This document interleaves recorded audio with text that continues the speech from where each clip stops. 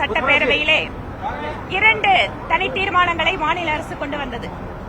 ஒன்று, வரக்கூடிய மக்கள் தொகை கணக்கெடுப்பு நடக்கின்ற பொழுது அதை அடிப்படையாக வைத்து தொகுதி மறுசீரமைப்பு பணிகளை மேற்கொள்ளும் பொழுது நாம் ஏற்கனவே வைத்திருக்கக்கூடிய தொகுதிகளுடைய எண்ணிக்கை குறைந்துவிடக்கூடாது. ஏனென்றால் மக்கள் தொகை கட்டுப்பாடு வாயிலாக இங்கே குறிப்பாக தென்னிந்திய மாநிலங்கள் இதை ஒரு கட்டுப்பாட்டுக்குள் வைத்து பல்வேறு சமூக நலத்திட்டங்கள் வாயிலாக மேம்படுத்தி இருக்கின்றன அப்படிங்கிற கருத்தோடு ஒரு தீர்மானத்தை கொண்டு வந்தார்கள். அந்த தீர்மானத்தினுடைய அக்கறையை, கவலையை பாரதிய ஜனதா கட்சி புரிந்து கொண்டிருக்கிறது.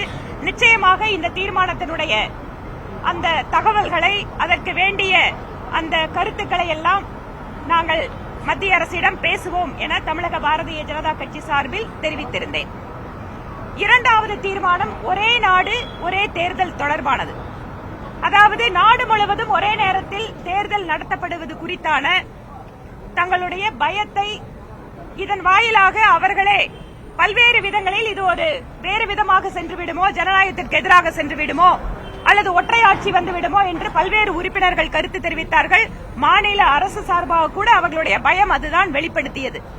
இதற்கு நான் என்ன சொன்னேன் என்றால், ஏற்கனவே தேர்தல் சீர்திருத்தம் என்பது ஒரு தொடர்ச்சியான நடவடிக்கை. இது ஒரு சீர்திருத்த நடவடிக்கையாக நாம் பார்க்க வேண்டும். ஏனென்றால் வருடம் முழுவதும் தேர்தல்கள் நடக்கின்ற ஒரு நாடாக நம்முடைய நாடு இருக்கிறது.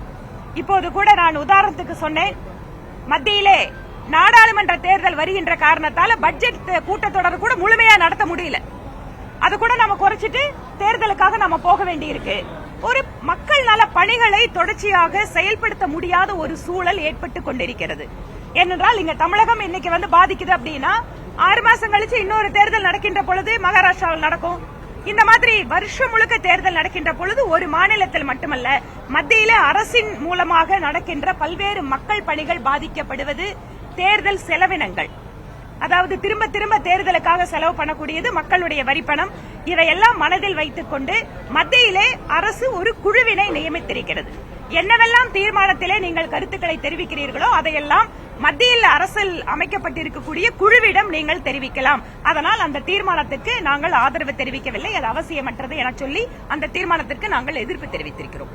இதுதான் அந்த 2 தான் விஷயம். 2 தீர்மானத்துக்கும் 2 எங்களுடைய நிலைப்பாடு. இரண்டாவது தீர்மானத்தை ஒரே நாடு ஒரே தேர்தல், அந்த தீர்மானமே அவசியமற்றதுன்னு அதை எதிர்த்திருக்கோம். ஃபர்ஸ்ட் தீர்மானம் தான் மறுவரையறை.